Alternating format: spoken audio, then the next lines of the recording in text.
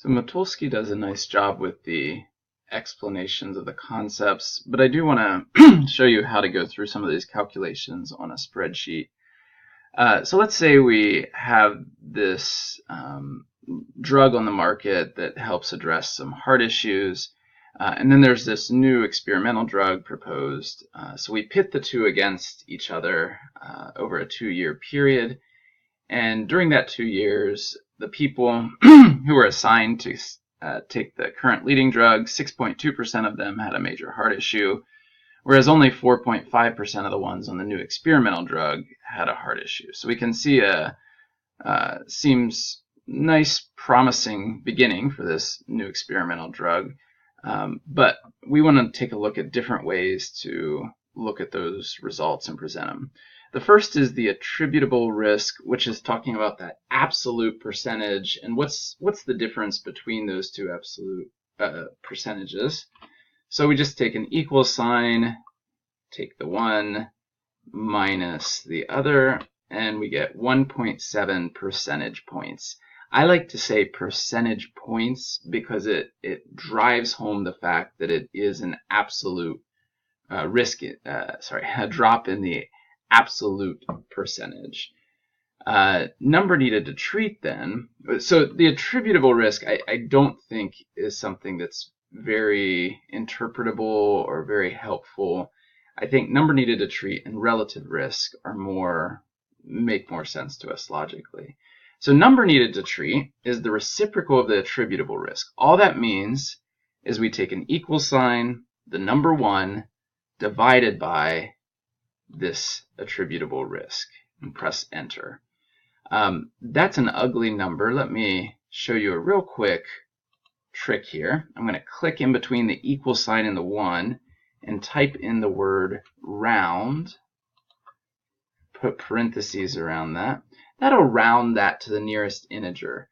Now I could also do that in formatting, that would be fine. But just to give you a little sense of other ways formulas can be used, that word round with the parentheses will round that to the nearest integer. What does that mean again? This means that, let's say you took people taking this current leading drug and you were going to convert them over to this new experimental drug that, based on the results, we're thinking, oh, this could be more effective. How many people would have to convert from this drug to this drug before we actually see that improvement on average, before we see a person who would have had a major heart issue on this current drug, and doesn't on the new experimental drug? And the answer there is the number needed to treat. So 59. We'd have to, on average, take 59 people on this drug over to this drug before we saw 1 fewer heart issues per 2-year period. And if we took 590, we would expect to see on average 10 fewer heart issues per 2-year period. So this is how many we would need to treat to actually see that improvement. Now, what if you just treated 30? Could you see an improvement? Absolutely. This is just an average, and we also want a confidence interval around this. But the gist of it is, this is roughly how many people we would need to treat to see a specific person have a different outcome on this heart issues in this case. Relative risk is a division. It's a division of these two percentages. And division matters which number's on top, which number's on bottom, right? So as Matulsky says, you can do a relative risk in either direction, and either are correct. One might be more helpful or easier to interpret, but let's go ahead and do them both. So this one I'm going to do the top divided by the bottom. I'm going to do an equal sign, then top one divided by bottom one. Gives me 138%. And then let's switch it around. So I'm going to take bottom one divided by top one. And don't worry about the current over new over current. You're not always going to have that as part of the issue, but you will have two percentages. And the fact of the matter is, you can either put this percentage on the top of the fraction or this percentage on top of the fraction. So what do these mean?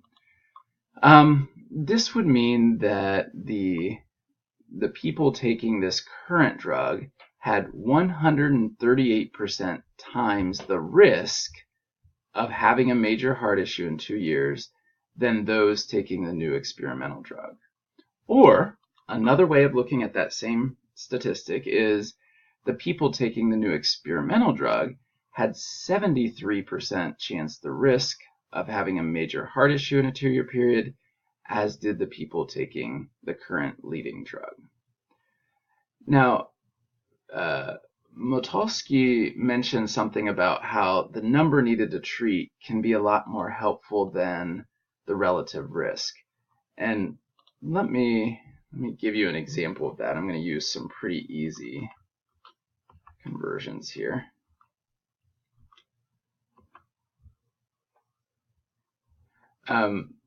So here, in this case, let's say the current leading drug has 62% of some bad thing. Let's just say major heart issues. I know this would have to be an extremely high risk group to have this high of a percent. And the new experimental drug is 45%. Well, this attributable risk, actually, what we can do for these formulas, we could I'm dragging over all of them. Then I'm going to click down the mouse on this little blue button and drag it to the right. And what it'll do is it'll update every formula there. So notice now I'm clicking in on this cell. It's giving me the difference between these two, number needed to treat, and so on. So I want to look closely at these results. Specifically, notice that the relative risk is exactly the same.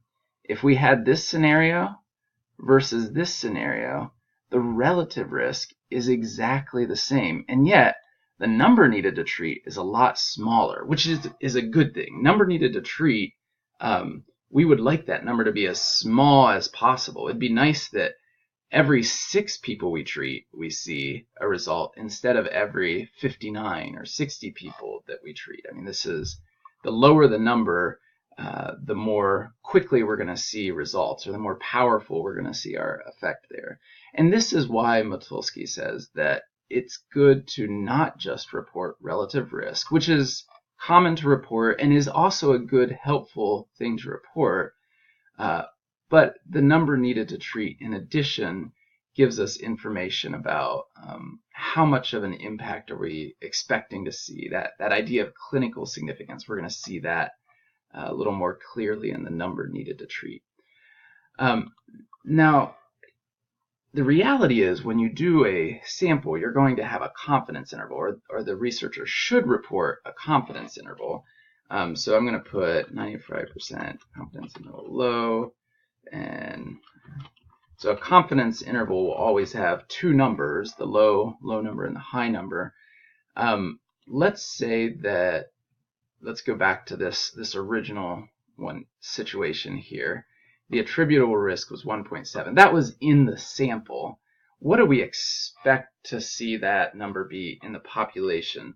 Right now, I am just making up numbers. This is not part of the calculations. So you cannot calculate these 2 numbers based on what you see here. I'm just doing this for explanation. Oops. Okay, so let's say that the article does give you a confidence interval on the attributable risk. The thing that I want to focus on here is, how do you calculate the number needed to treat and the confidence interval on that if you're just given the confidence interval of the attributable risk? Well, it's the same exact formula that we've been using here. And in fact, I can just drag that across. So when I say drag across, I mean I click with the left mouse button on that, and I hold it down as I pull it across, and then release here. And these formulas will update for each column. Notice it's the same formula that I typed here in B. I'm just taking 1 divided by the attributable risk, and then that word round gives me a nice even whole number. So what does this mean here? Well, this means that if this were the actual confidence interval, it means that I would need to treat, on average, we would need to treat between 40 and 154 patients on average before we see a single person basically not have a major heart issue per 2-year period. This isn't starting from scratch. This is people who are already taking the current leading drug.